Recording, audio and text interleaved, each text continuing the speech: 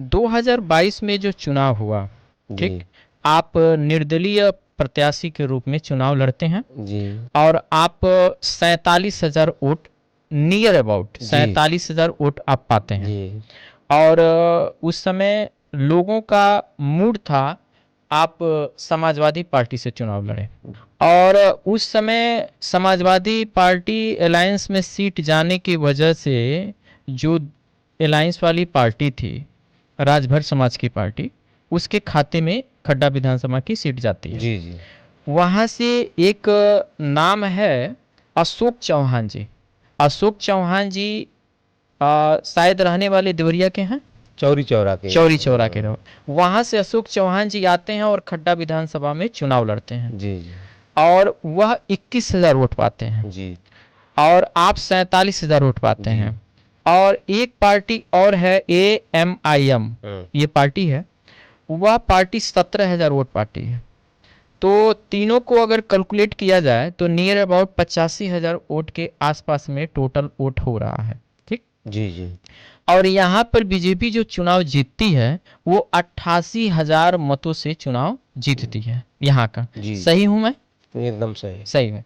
तो मैं आपसे एक बात जानना चाहूँगा कि जो ये पार्टी तमाम वर्गों में जो बटी, तो क्या आप अगर चुनाव लड़ते 2022 में समाजवादी पार्टी की सीट से, तो क्या यह जो 85,000 वोट है उस वोट के पाने के हकदार आप थे या नहीं थे सर?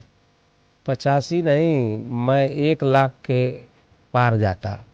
अगर आप समाजवादी समाजवादी पार्टी पार्टी से दी टिकट, होती जी तो मैं 1 लाख के पार वोट पाता जी और भारतीय जनता पार्टी का कहीं पता नहीं लगता।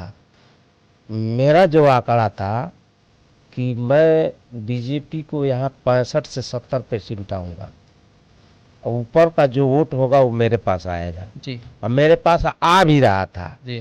तो क्या कदावर नेता आपकी इस क्षमता को पहचान नहीं पाए, जो हाँ, आपके शीर्ष नेतृत्व करने वाले लोग हैं? हो सकता है, जी जैसे हो सकता है कि पार्टियां की मजबूरी रही हो, राष्ट्रीय अध्यक्ष की मजबूरी रहा हो, जी कोई मजबूरी रहा होगा जी तो सीट अलायंस में चली गई। जी अब इस नाते, अब एक सीट के नाते तो कोई बड़ा राजनेता अलायंस तो तोड़ेगा नहीं। आपकी बातों से एक चीज़ लग रहा है कि समाजवादी पार्टी के राष्ट्रीय अध्यक्ष जो हैं श्री अखिलेश यादव जी का आप बड़े प्रशंसक हैं। चाहे किसी भी पार्टी का आदमी हो, जी। एक बार मिल लेगा हम्म। तो उनका प्रशंसक हो जाएगा। वो अच्छे हैं, इस बात को आप मानते हैं जी और उनकी आप इज्जत भी करते हैं जी अपने राष्ट्रीय अध्यक्ष जी जी जी का। तो अशोक चौहान जी का जब टिकट फाइनल होता है तो श्री विजय प्रताप कुशवाहा जी उनका सपोर्ट न करके और उनके एंटी में चुनाव लड़ते हैं 2022 में। तो क्या विजय प्रताप कुशवाहा जी उनका सपोर्ट भी तो कर सकते थे? तो ऐसा आपने क्यों नहीं किया? क्या कारण था वो कि नहीं किया आप? नहीं, कारण नहीं था, जब हमने मन बना लिया कि नहीं हमको लड़ना है, जी हमको लड़ना है, कि ये तो दूसरे जिले से आया आदमी, न कोई पहचान है और न यहाँ दूसरा कोई जीत पाता। ये भी बात है कि वो किसी तरह से हम सपोर्ट भी करते तो जीत नहीं पाता, तो क्यों मैं सपोर्ट करने जाए। और चौरी चौरा से आके यहाँ कुशीनगर में क्या मतलब है। तो पार्टियां वो बताने के लिए कि जो छोटी छोटी पार्टियां हैं वो अपने टिकटों को बेचने का काम करती है। आपसे 60-गांठ समाजवादी पार्टी से कर लिए, 15-20 सीट ले लिए और उसको हर सीटों को पैसों पर टिकट बेच दिए। यानी आप मानते हैं कि पैसे पे टिकट दो मिलता तीन है? पार्टियां ऐसी हैं जो टिकट बेचती हैं। अच्छा। संजय निषाद की पार्टी, चाहे ओम प्रकाश राजभर की पार्टी, चाहे और कई पार्टियां हैं जो छोटी छोटी पार्टियां हैं 10 सीट 15 सीट वालों की, तो ये सब अपने टिकट बेचते हैं। ये कब तक जाएगा।